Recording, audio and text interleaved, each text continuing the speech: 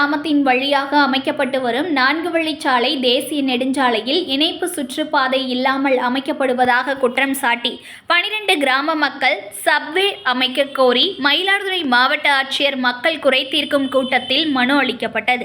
சீர்காழி முதல் நாகப்பட்டினம் வரையில் NH45 4 வழிச்சாலை அமைக்கும் பணிகள் நடைபெற்று வருகிறது. இதில் திருக்கடையூர் ஊராட்சி மேலசிங்கனோடை கிராமத்தில் புதிய NH332 சாலையில் செல்வதற்கான இணைப்பு சுற்றுப்பாதை இல்லாததால் மேல கீழசிங்கனோடை, செட்டிமேடு, சின்ன ஆனைக்கோயில், பெரிய ஆனைக்கோவில், பத்துக்கட்டு, அனந்தமங்கலம், வேமஞ்சேரி, பிள்ளை பெருமாநல்லூர், பெருமாள்பேட்டை, புதுப்பேட்டை, மாணிக்கப்பங்கு உள்ளிட்ட 12 கிராமங்களைச் சேர்ந்த பொதுமக்கள் 20 கிலோமீட்டர் தூரம் சுற்றி கொண்டு செல்ல வேண்டிய சூழல் ஏற்படுவதால் இணைப்புச் சாலை வேண்டி பணிகளை தடுத்து நிறுத்தி கடந்த 17ஆம் தேதி ஆர்ப்பாட்டம் நடத்தினர். இதுவரை நடவடிக்கை எடுக்க அதிகாரிகள் முயற்சி எடுக்காததால் மயிலாடுதுறை மாவட்ட ஆட்சியர் அலுவலகத்தில் நடைபெற்ற மக்கள் குறைதீர் கூட்டத்தில் மனு அளித்து சப்வே அமைத்து தர நடவடிக்கை எடுக்க கோரிக்கை விடுத்தனர்.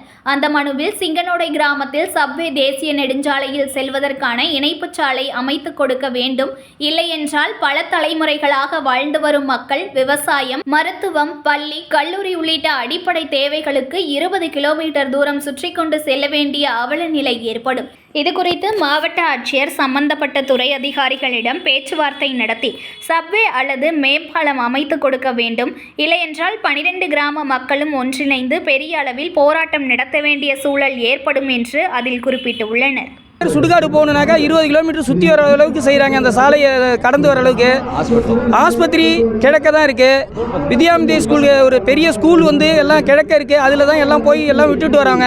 நெல் குடோன்னு கிழக்க தான் இருக்குது. விவசாய நிலங்கள் பாதி பேருக்கு இந்தாண்ட இருக்குது, பாதி பேருக்கு அந்தாண்ட இருக்குது. ஒரு சாதாரண 1 ஏக்கர் விவசாயத்தை நெல் அறத்துக்கு இந்தாண்ட கொண்டு வரணுன்னா கூட நாங்கள் 20 கிலோமீட்டர் சுற்றி வர மாதிரி செய்கிறாங்க.